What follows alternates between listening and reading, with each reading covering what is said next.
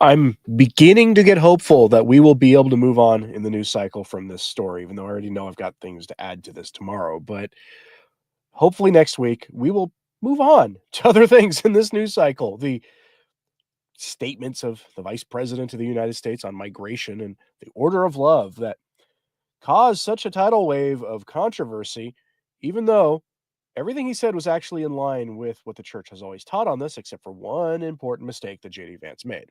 He said it begins with love for your family when it actually begins with love for God, and then from there, love for family and the rest. This is his main mistake. And he gets rightly criticized for that by people who otherwise agree with him. But everything, as I went over painfully yesterday, Francis contradicted himself on that, and he contradicted his predecessors, and he contradicted the magisterium. Weird how that works out. And I suspect, as I said yesterday, that he didn't write that statement himself. That probably was an American cardinal who wrote that for him, possibly Supich or McElroy. Although, as much as I disagree with virtually everything Cardinal Robert McElroy has to say on virtually everything, he is very intelligent, and I think he could have actually framed a counter argument using the Ordo Amoris properly, because he is probably the best mind among the modernist bishops.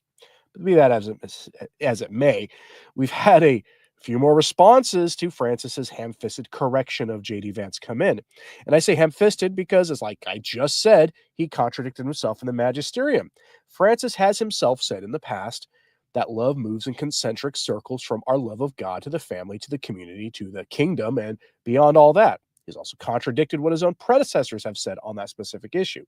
That is, migration, as well as the magisterium more broadly, which means that this is yet another example of an alleged teaching of Francis that can be tossed in the trash bin and may be used as circumstantial evidence against the validity of his papacy by a future pontiff if they choose to avoid that unavoidable question, which is whether Francis is actually a legit pope or not, by going after the claims of heresy against him, which is probably the neatest way to do it without getting lost in the weeds of the munus versus ministerium argument, which often requires delving into what Benedict XVI was actually thinking internally, which is pretty much an impossible task anyway. And for those of you who might be shocked that I'm even giving any air to the validity of Francis' question, it's unavoidable. A pope will have to address that question one way or another. They'll have to address the validity or not of the resignation of Benedict and formally teach on it one way or another. The question is too big to ignore at this point. But all these pushbacks to Francis and Francis's letter itself and the bishop's response to it and all the rest could have easily been avoided. See, we have something here from, we'll start just going through all these by pointing out something Mr. Stephen White, who is, as you'll see from his bio here, the executive director of the Catholic Project at the Catholic University. This is not a typical layman. He points out this could have all been avoided. He simply asks, why didn't someone just ask JD Vance if he really thinks the Ordo Amoris is incompatible with the parable of the Good Samaritan before starting a flame war premised on that being the only possible interpretation of what he said? Because I bet he could answer the question. And that's the obvious answer, because you read all of Christ's parables about charity, and it becomes pretty obvious that, yeah, there is a duty to, love those nearest you first, but also in the parable of the Good Samaritan, the the traveler that gets helped was in front of the person, and they needed help in the there and now, and that's kind of the point, right? You are to help those in front of you, and 99 times out of 100, the person in front of you is your family members or your neighbor. That's kind of the point. And it doesn't help when our politicians artificially create these situations where suddenly the person in front of us all the time isn't our family members or our neighbors, but sojourners who have no business being here in the first place. But there are three responses to Francis to go over before moving on to the Bergoglians pushing back against the pushback, because that's happened. So we go here first to cath.net, which, if you're new to the channel, cath.net is a German and Austrian Catholic website that's kind of like a LifeSite News, but more moderate. And their website certainly looks like its web design came from like the 1990s. But their headline is, Francis interferes in U.S. migration policy, silence on the anti-Moloch measures. And this is a kind of boilerplate. It goes over a lot of things that we've talked about already, But I want to point out here that this part here is the part that's actually worth our time. He says, the quote, from the article, quote, the Pope's letter has been criticized by Catholic journalist Birgit Kell, among others. The Vatican recently increased the penalties for illegally entering its own territory to between 10,000 and 25,000 euros, or a prison sentence. And the entire area is surrounded by a really high wall. I think there is no need to give advice to foreign countries how to deal with illicit migrants. Number of refugees in the Vatican in figures, 0. And then it goes on to talk about the U.S. government's response from Tom Homan, which I covered yesterday. But you're getting like Europeans who are pointing out the absurdity of Francis's statement, because it is absurd. The second comes, though, from an American, from Phil Lawler over at CatholicCulture.org, who is always offering a good measure to take. And he comes to this response with this, and this is a brutally honest headline: the Pope's disastrous letter on immigration, because it is a disastrous letter. I actually remember when Phil Lawler did attempt to step back and no longer talk about the crisis in the church and give Francis, essentially to ignore him, but that's nearly impossible. It's why I always find it amusing whenever you're on social media and someone, will inevitably, after Francis says something absolutely absurd and frankly evil, suddenly they post memes. I'm going to foment the piety of the medievals by not paying attention to who the Pope or even knowing who he is. That's nice. That's what you're not called to do for most people. That's just keeping your head in the sand, and then you're going to get hit by the freight train of heresy and wonder what's going on in your church, why the pews are more and more empty. This is what he has to say on this. In a letter ostensibly written to support the bishops of the U.S., Pope Francis has actually made life considerably more difficult for them. In his letter on the Trump administration's immigration policies, the pontiff makes an argument that is poorly informed, easily rebutted, and likely to divide the American Catholic faithful.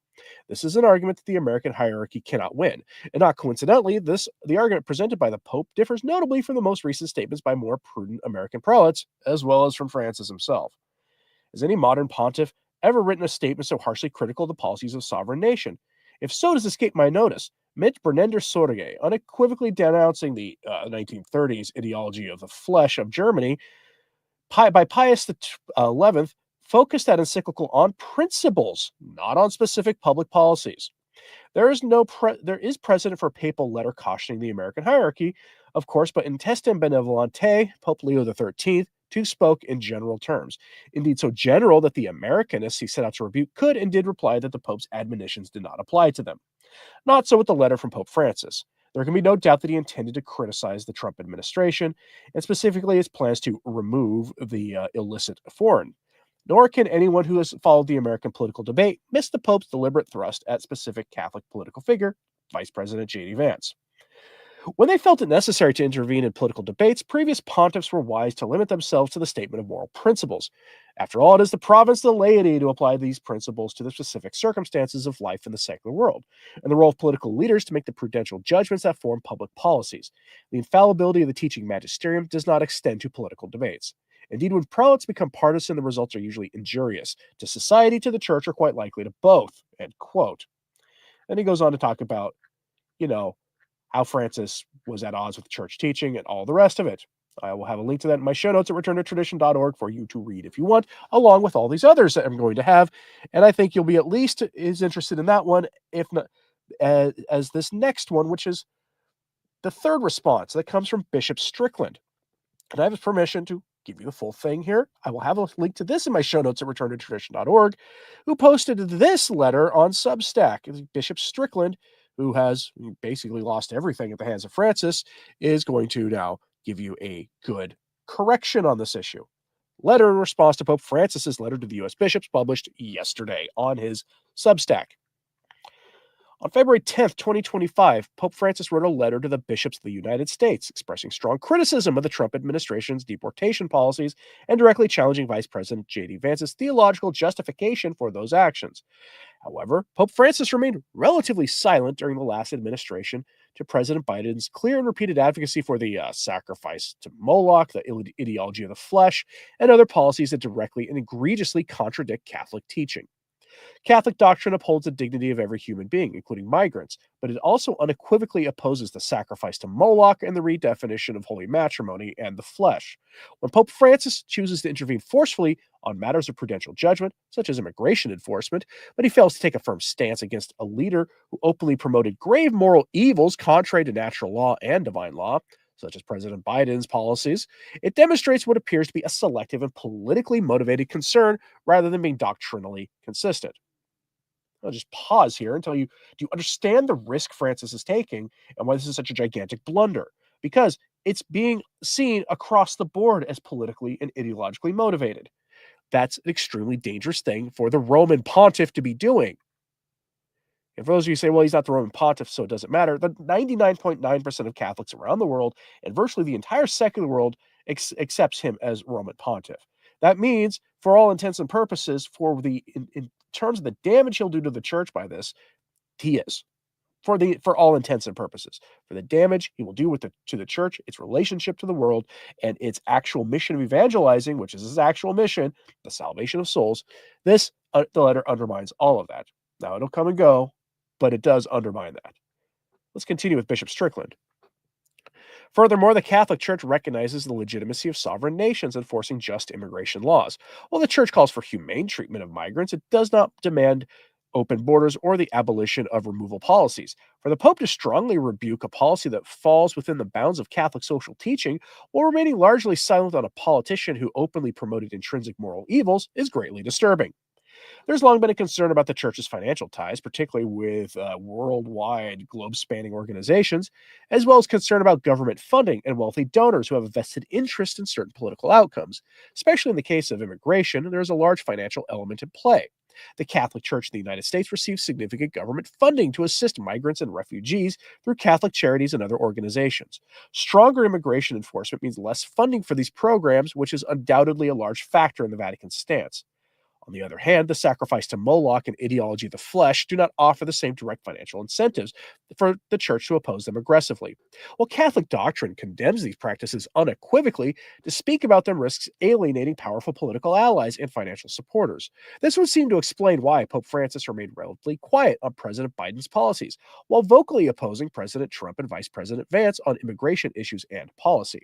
Pope Francis's reluctance to address grave moral issues raises legitimate concerns about whether financial and political interests outweigh doctrinal fidelity on the part of the Vatican.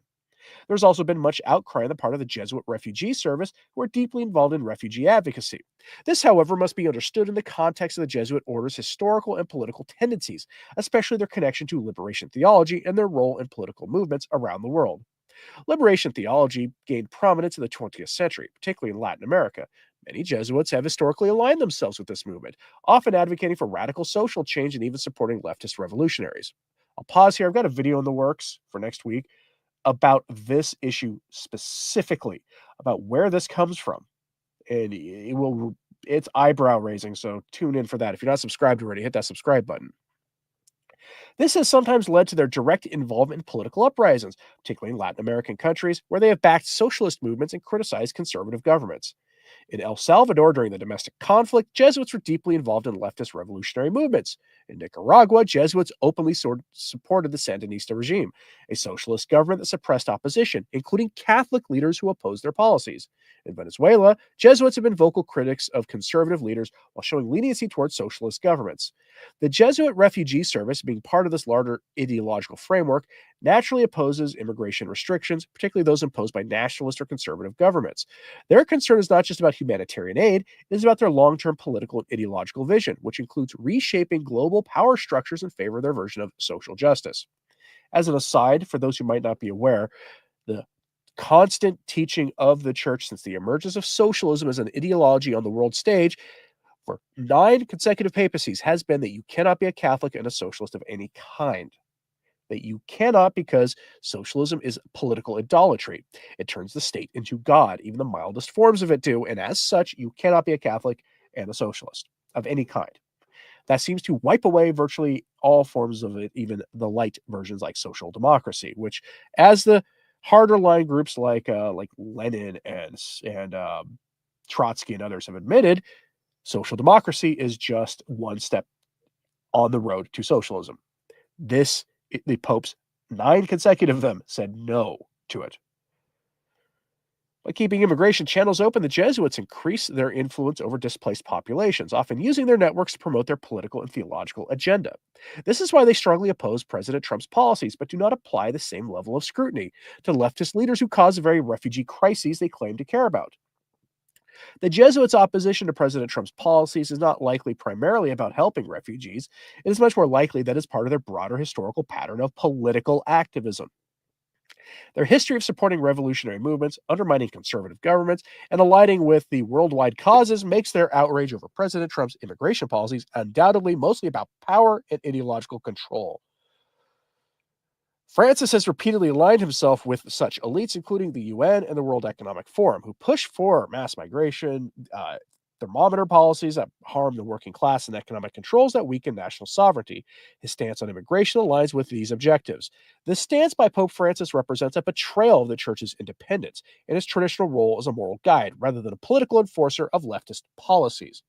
As I discussed earlier, the Jesuits have historically sought to destabilize conservative governments and promote socialist policies under the guise of Catholic social teaching. Francis himself, as the first Jesuit pope, has shown sympathy towards this ideology. His opposition to President Trump's immigration policies is part of a broader effort to undermine national identity, weaken conservative leadership, and advance the vision of the elite worldwide integrationalists. Catholic doctrine teaches that immigration must be just, orderly, it must prioritize the common good.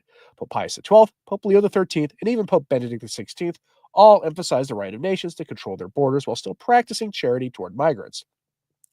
President Trump's policies, while strict, do not violate Catholic teaching because they aim to protect the common good, which includes protecting families from crime, ensuring economic stability, and maintaining cultural cohesion. And it goes on. I invite you to read that for yourself on his Substack, or you could go to my returntotradition.org minutes after this live stream is over, and you will get a link to it there. I invite you to read the whole thing. It's a scathing rebuke of what Francis has done. Now, you may recall that I covered First Things article yesterday. First Things being a very moderate, restrained, conservative, kind of old school, post-conciliar conservative Catholic. Think George Weigel conservatism, right? Covered that article they published yesterday, which was a scathing treatment of Francis's letter. First Things isn't exactly a firebrand outlet. They're actually fairly highbrow and restrained in how they cover controversial topics. And yet they had a very spicy take on the whole issue, calling the letter Francis sent to the U.S. bishops the kind of letter a person leaves behind when they remove themselves from this mortal coil. That article made waves for a very, very good reason, and now it's getting pushback. So I'm going to show you this from this is a screenshot shared by somebody named Simon W. Riley on X. It's a screenshot of Austin Ivere, who is what I call a professional Francis fan fiction writer. He's actually a papal biographer, right? He's essentially one of the voices for Francis in the English-speaking world. He's also a strident enemy of the traditional Latin Mass. He lives in the UK and has reported his neighborhood parishes for not following Traditionis Custodes to the T, leading to the shutdown of traditional Latin masses. And he brags about this publicly, by the way. So to give you an idea of the kind of person we're talking about here, this is a screenshot of one of his posts on X. He says, in response to the First Things article, which he posted a link to, as you can see, he says the Pope's measured restatement of traditional Catholic teaching on migration has caused this so-called Catholic journal openly to declare its dissent from the magisterium. And here you see this is from an alternate universe, because Francis's statement may have been slightly measured, but was not a restatement of traditional Catholic teaching on migration because he contradicted it.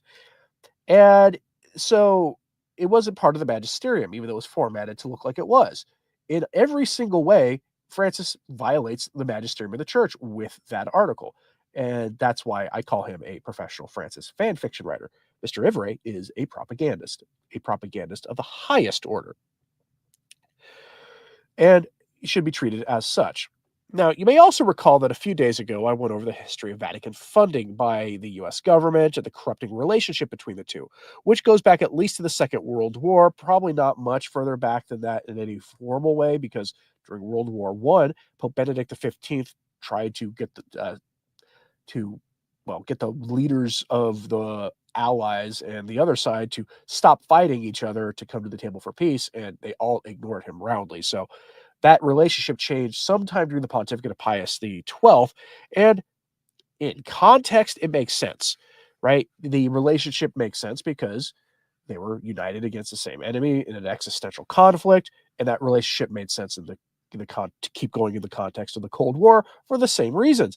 But it all came with a cost, and that cost being the relationship between the world mega power and the Holy See being normalized, making it much easier for corrupting influence to worm its way into the Holy See and church operations, which has without a doubt happened. Now, here we have a tacit admission that this is all true. Coming from the chief Bergoglian in the United States, at least among the as the voice towards the educated laity, a man named Massimo Fascioli, who published this article on LaCroix with this headline: "No longer parallel empires, the Vatican and the United States under Trump. Cold War espionage to today's intelligence dramas, shifting loyalties mirror America's transformation. As Trump's populism reorders power, the Vatican faces a new ideological battle with the United States, reshaping Catholicism's global role." This is a weird article because Massimo Fagioli begins by talking about spy dramas and how the nature of them has changed over the decades, showing them in a more cynical but realistic light, with spies being shown as now these days less than savory influence figures in government affairs. And it's kind of a weird way. It reminds me of that article I started with yesterday that compared what Francis's letter to 28 days later, the zombie apocalypse movie. And I'm not one to shy away from pop culture references. I'm a product of my own culture, after all. But it's weird when you bring this stuff up a lot in Catholic discourse. But here's the meat of what Mr. Fagioli has to say. Quote, "These series say something about the end of the Anglo-American Empire. The moral trajectory of those who Le Carre called the espiocrats, humiliated by the end of the British Empire for which they fought in World War II, are not entirely different from those in high positions of power, both hard and soft power in the United States today. It is enough, for example, to make a comparison between those who shaped the United States, from John F. Kennedy to Joe Biden, and those who are in charge of America by Trump today. On the one side, there was Robert Sargent Shriver, a practicing Catholic and member of the Kennedy family, the driving force behind the creation of the Peace Corps in the 50s and 60s. On the other side, there are those those unelected billionaires in Trump's court who are in charge of dismantling American leadership." He's talking about Elon Musk, including, in just one example, foreign assistance programs. By the way, that is such a disingenuous way of characterizing this because a lot of those foreign assistance programs are for promotion of the American empire's evil propaganda on the ideology of the flesh, on the James Martin sin, on the sacrifice to Moloch, and all sorts of things into countries whose culture is still intact in a traditional sense enough that they try to resist this stuff. The entire point here is that the United States was funding the dismantling of cultures of other countries, using your tax dollars and the Catholic Church as instruments for it. The United States today is, as Ross Douthat, Catholic columnist of the New York Times and a personal friend of Vice President JD Vance, put it recently, a declining superpower grasping for lost status. The blend of grievance, nationalism, and libertarianism forms the basis of the partnership between Mr. Musk and Mr. Trump. It is in this grasping for lost status that one should look to understand the real meaning of the religious narratives offered by the Trump-Vance administration. Trump's announcement of his program to reconvert the United States to God has the same credibility as the prosperity theology of preacher and trumpeter Paula White, leading the White House faith office under one of his countless executive orders. I hate to say it, he's not exactly wrong about that. That appointment just was so head-scratchingly bad, but that's another topic for another time. Once that corrupt idolatrous theology promised prosperity from televangelists on behalf of God to individuals, now the U.S. president renews this promise to an entire nation, whose wealth increasingly rests in the hands of a few self-styled masters of the universe. Here he's repeating the kind of the leftist line about wealth redistribution. The decline of America's superpower status presents domestic and worldwide challenges to Catholicism. In the United States, new theories and practices of the social contract are taking shape, evident to the Trump administration's defunding and dismantling of USAID. Brace yourself for propaganda. The federal agency created by John F. Kennedy, the nation's first Catholic president in 1962, so USAID is a Catholic program by implication, as well as Catholic charities working on behalf of the government and countless other nonprofits providing essential services from shelter and meals to protecting survivors of bad things happening to them at home. Pause here. Again, propaganda. if you've been following this story at all, then you know that USAID was funding immensely evil things around the world. That's something like only 10% of the money they spent went to things that are good. And those programs will get restarted after the reformulation of USAID in the State Department, which, by the way, by statute, when USAID was formalized by Congress in the 70s or 80s, was placed under the jurisdiction of the State Department, but was never actually brought into the State Department in compliance with those laws, which is now what Trump is doing. So, yes, a lot of those programs, the good ones, will continue or restart, but probably with vicious oversight because they need to have tight fisted oversight. When we're talking about giving tax dollars for American government's purposes, especially for humanitarian aid, because there are legitimate arguments for the government making humanitarian offerings to other places in the world. But what they were doing with it, was evil. And the fact that Massimo here is excoriating this, because remember, his article had said the US and the Vatican were parallel empires, sort of working together, because USAID was founded by a Catholic president, and Catholic Charities has been receiving government money since the 60s. Ergo, parallel empires working together for Catholic purposes. You see the propaganda here. Let's continue. This new anti-social contract running the United States poses new questions for the global Catholic Church and the Vatican as an actor in global affairs. Until the 20th century, international relations followed clear patterns of hegemonic transition. The early modern period was dominated by the Iberian empires, the 18th and 19th centuries by the British and other Christian European colonial powers, and the 20th century by American supremacy. In the new millennium, it remains uncertain whether clear transitions of hegemony, I have a cold, so the pronunciation gets a little hard, cultural or otherwise, are still possible. We're faced with a multipolar worldwide integration in which hegemony is not settled in a fixed and univocal manner. Both the declining superpower of the United States and emerging rival powers, especially the Great Bear of the East, China, and India, are increasingly at odds with the Vatican, forcing growing diplomatic tensions and diverging sharply from Catholic social doctrine and political philosophy. The leaders of the Catholic Church, especially the Vatican, must adapt to this new reality. In the age of Trump, the United States is undergoing a sharp shift away from the structures established during the previous American century, extended beyond the Cold War, toward a new era shaped by populism. It will have deep consequences because it redefines the political, social, and economic parameters in which Catholicism operates. On February 8th, the U.S. Catholic Bishops' Conference laid off 50 employees, roughly one-third of its migration and refugee services staff, following a halt to federal reimbursements for contracted refugee and migrant resettlement programs. This could be just the beginning. And then he goes on. His whole point is that this represents a threat to the Catholic Church itself, which is insane because Jesus promised the church would survive to the end of the age. Now, this is not the worst. That was not the worst article, though. Perhaps the most egregious pushback to the pushback came from the National Catholic Reporter. They published this that I could not freaking believe yesterday. They're an openly heretical news outlet that denies church teaching on moral matters.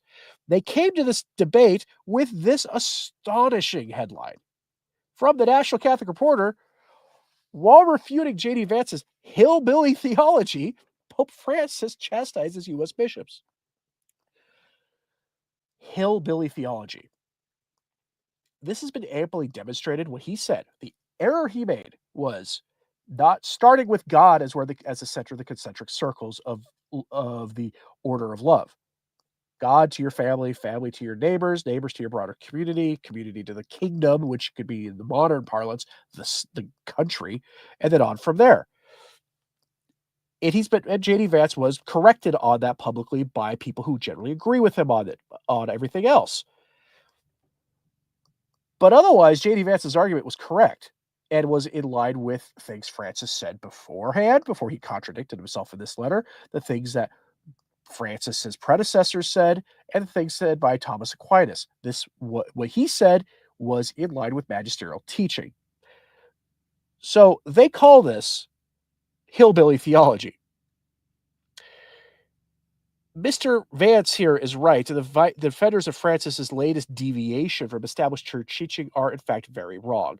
Thus, the magisterium of the church on this issue are guilty of a hillbilly theology, which is a reference, by the way, to JD Vance's book and the film based on it called Hillbilly Elegy. Here's the thing about hillbillies before we go into this. While typically very insular, focused on their own families and immediate communities, hillbillies are, as they're often derisively dismissed as, have greater social cohesion than the rest of society. At least it's been my experience living in rural America. You'll be hard pressed to find a community that in crisis times, either personal or community crises, come together to solve problems better than hillbillies and groups like them, including the Amish and the rest. Here's the key point the article is making. They begin by calling out the National Bishops' Conference for not having press conferences and coming together as a united voice against Trump and Vance. They want the National Catholic Reporter wants the U.S. bishops to be more stridently in opposition to the American president. That's a terrible idea, by the way. They want Trump derangement syndrome made the official policy of the Catholic Church in America, which is dangerously naive. The article denounces Archbishop Naumann for giving a nuanced and vaguely pro-Trump quasi-dissent to the letter from Francis, the responses from the bishops, even though it wasn't really a dissent. Then they go over, they do this. This is just so mind-blowing. The article quote, Cardinal Blaise Cupich of Chicago offered the best comment about the Pope's letter. In an interview with Vatican News, he said that the protection and advocacy for the dignity of migrants is the preeminent urgency at this moment. The Bishops' Conference has labeled the sacrifice to Moloch our preeminent priority in its voting guide since 2019. In other words, they're admitting that Cupich is trying to shift the narrative from the actual preeminent issue rocking the culture and will continue to rock the culture until it converts to Christ, which is the sacrifice to Moloch, and he's trying to move it to migration. Francis also offered a paragraph of catechesis to Vice President JD Vance, whose foray into medieval theology was sophomoric. Call it hillbilly theology. The Pope wasn't having it, quoting Francis. Christian love is not a concentric expansion of interests that little by little extend to other persons and groups. In other words, a human person is not a mere individual relatively expansive with some philanthropic feelings. The true ordo amoris that must be promoted is that which we discover by meditating constantly on the parable of the Good Samaritan. That is by meditating on the love that builds a fraternity open to all without exception. And as I've said, Francis contradicts himself there, previous things he said. Let's continue. Bishop Robert Barron's Word on Fire ministry published a defense of Vance's mangling of the Ordo Amoris. Credit where it's due. Don't care much for Bishop Robert Barron myself, but credit where it's due for defending it. The defense, like the original, failed utterly to grasp the fact that the faces of the poor are the suffering we encounter in the face of Christ. Otherwise, there's been a disincarnation of the Church's belief that it is the body of Christ has no meaning. The Pope did not consult me about this letter, the author of this piece. I second his objection to Vance's manipulation of a venerable doctrine, but I would have registered a different concern. Love, like all theological virtues, must be ordered, but love is not a limited commodity. Quite the contrary. Love begets more love. In grace, we encounter that limitless, unbounded, superabundant love that Christ bestowed on us all. The Pope's letter to the U.S. bishops is a milestone. As my colleague Christopher White noted, the letter grew out of the Pope's profound understanding of what ails the Church of the United States, its sectarian quality, its susceptibility to ideological ferment, and its complicity in the culture wars. Pope Francis reminds us of the parable of the Good Samaritan, which was so central to the call of the politics rooted in compassion in his encyclical Fratelli Tutti. If the bishops of the U.S. have ears, let them hear. Most of you watching probably were not watching me 5 years ago when Fratelli Tutti was issued. That was a papal encyclical issued at the close of the Pan-Amazon Synod. The Pan-Amazon Synod was in 2019, October 2019. And for those of you paying attention with long memories, the Pan-Amazon Synod was kicked off with the veneration of a pagan idol by nature worshippers in the Vatican Gardens and then in St. Peter's Basilica, the Pachamama. That's what kicked off the Pan-Amazon Synod. And then the document they issued afterwards was just a heretical mess, Fratelli Tutti. It was one of the first places you started seeing stonecutter values, liberty, equality, fraternity in papal documents in a positive manner. And here, that document, as I predicted then, was going to be kind of like the guide stone for much of what would happen afterwards. And boy, was I right.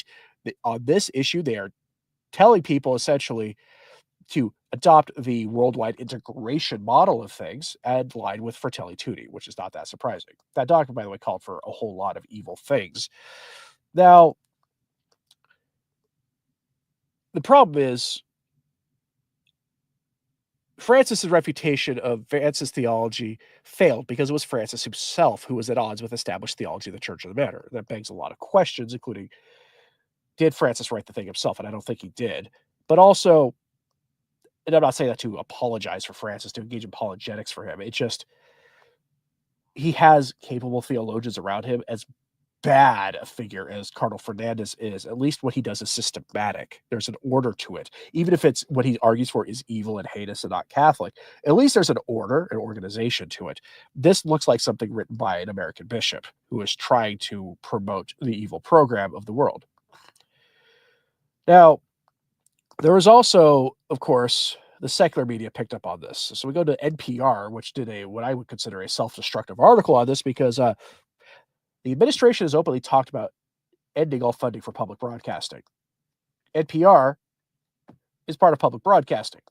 It's government-funded domestic propaganda.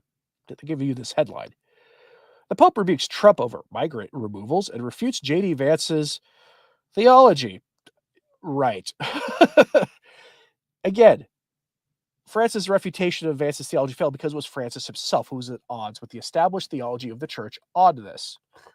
Now, looming over all of this is the question of synodality. And synodality, as the promoters of the synod on synodality have said, is the development of a new theology for the church, a new synodal church in the language they use, as if there was something wrong with Catholicism, that they needed to invent a whole new religion. And they've said as much as that's basically what they're doing, that they're being guided by the Holy Spirit to somehow institute a new religion. It's bizarre stuff, using their own language and how they spoke about this during the Pan-Amazon Synod. But I'm going to end this with something positive. The following is a very short message from Pope Pius XII, given on this very issue 79 years ago. It describes accurately the delicacy of this moral question, without the specific context of the current migration situation facing the US, which shows how horrifically evil what is going on truly is. And if you need to see that, Tom Homan was on Raymond Arroyo's show on EWTN last night. I cannot play clips of that conversation here because it's so spicy. Not spicy in a way that'll cause scandal for those viewing. Nobody says anything wrong there. It just kind of rubs the wrong way on YouTube's rules, even though that video itself is on YouTube. But I recommend you watch that. And I'll try to put a link to that in my show notes at returntotradition.org with the rest of it. Mr. Homan goes over all the problems with this issue. And so remember all the grave evils that issue is associated with in the current argument when you hear what Pope Pius XII has to say on this in this extremely short message. I mean, I will show you. It's that long. I quote news articles longer than this. But this was given. This is the address of His Holiness Pope Pius XII to Mr. Ugo Carusi from the U.S. Department of Justice, Immigration Commissioner, and to Mr. Howard R. Travers from the U.S. State Department, given on Wednesday, the 13th of March, 1946. Extremely relevant to what we're talking about today, 79 years later. Quoting the Holy Father of fond memory. The question of immigration, which your esteemed chairman has entrusted to you, your practical study at this critical period of world history, is one in which your countrymen have large experience and competency. For centuries, the shores of America offered a generous, hospitable haven to peoples of other lands, oppressed by tyranny or forced by poverty or religious persecution to seek safety in exile. And the country did not lose thereby. Even a casual student of American history familiar with the valuable contribution made by foreign immigration to the defense and growth of the nation, and knows how those who came from overseas aided conspicuously in building the new country intellectually, socially, religiously. Yet it is not surprising that changing circumstances have brought about a certain restriction being placed on foreign immigration. For in this matter, not only the interests of the immigrant, but the welfare of the country also must be consulted.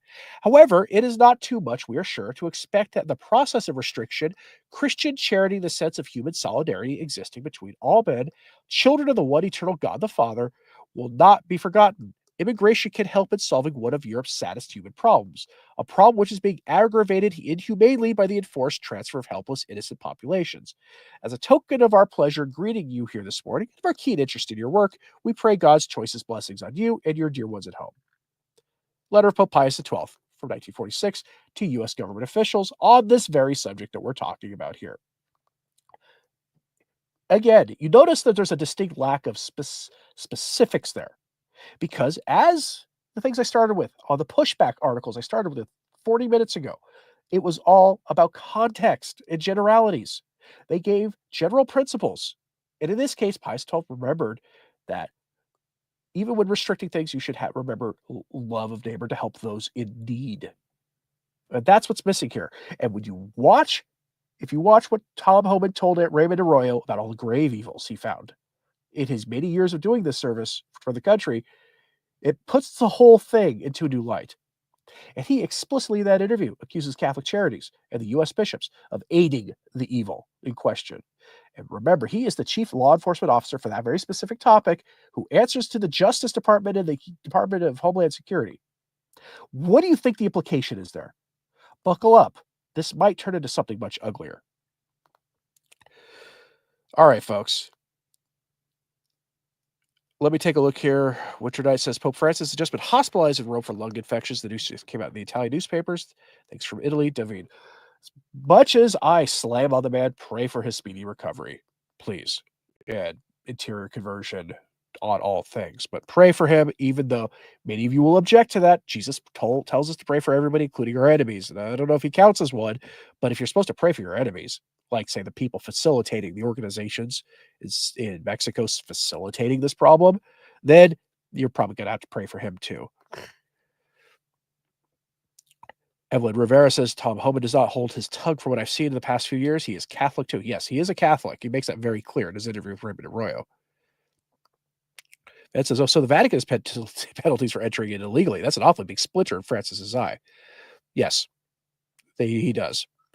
Somebody asked how many people can be held in a Vatican jail? Not many. They usually outsource that to Rome. Actually, they have contracts with Rome. They just pay the government of Rome to take care of it. So yes, please pray for him. He is being hospitalized. I don't think personally that I think he'll recover.